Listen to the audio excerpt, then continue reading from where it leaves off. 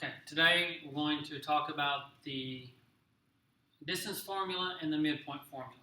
So I'm going to demonstrate it with this graph. It says approximate AB to the nearest tenth of a unit. So the first thing we have to do is we have to identify the ordered pairs of A and B. For the distance formula, to find this point, I want to count over 1, 2, 3, -4, 1, 2, 3, 4, 5. So that's -4, 5. And then the B part is 1, 2, 3, 4, 1, 2. That is 4, -2. Because this is the first ordered pair, this will be x1, y1. This is x2, y2.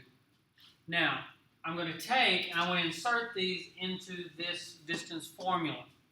So to do that, I'll start with x2, which is the 4, goes here. So it'll be 4 minus x1 is -4. In parentheses, I'm going to square that. So I filled in this first portion. Plus y2, which is -2, minus y1, which is 5. And I'm going to square that. And all that will be under the square root symbol. Now at this point, you can just type this into the calculator, press enter, and that will give you that length. Okay? If I go through, I'm going to go step by step just for teaching purposes. Change subtraction to addition, change sign second number. 4 plus 4 is 8, so this ends up being 8 squared plus change subtraction to addition, change sign second number. -2 plus -5 is -7. And that's also squared. I need to put both those, and they're still in the square roots. So when I do this, 8 squared is 64, plus 7 squared is 49. That's still under the square root symbol, okay, or the radical. I add those two together. So if I go 64 plus 49,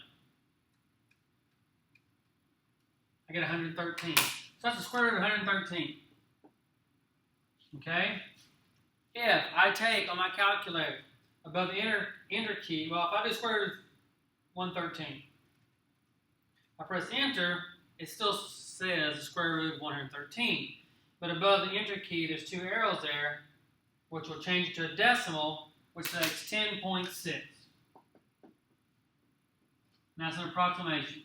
So this length is approximately 10.6 units. We don't know what the units are, but that's the approximate length of that. Next, the midpoint formula. The midpoint formula basically is the averages of the x's and the averages of the y's. So I say I use the same ordered pairs.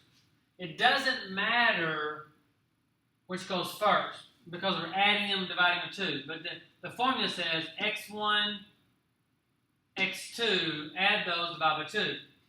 This is an ordered pair. That's why you have the comma there. So it's a location. So I take this and I go -4 plus 4 divided by 2 because there's two numbers, comma 5 plus -2 divided by 2. Okay, so -4 plus 4 is 0, divided by 2, comma. 5 plus -2 is 3 over 2. Okay, if I simplify this, 0 over 2 is 0. 3 over 2 is 1.5. So that tells me the middle part of this line, or the middle of this line, is at 0, 3.5, or 1.5. So look, here's 0, 1, and there it is. That is the location. That's the exact center of that line. And it is at 0, 1.5.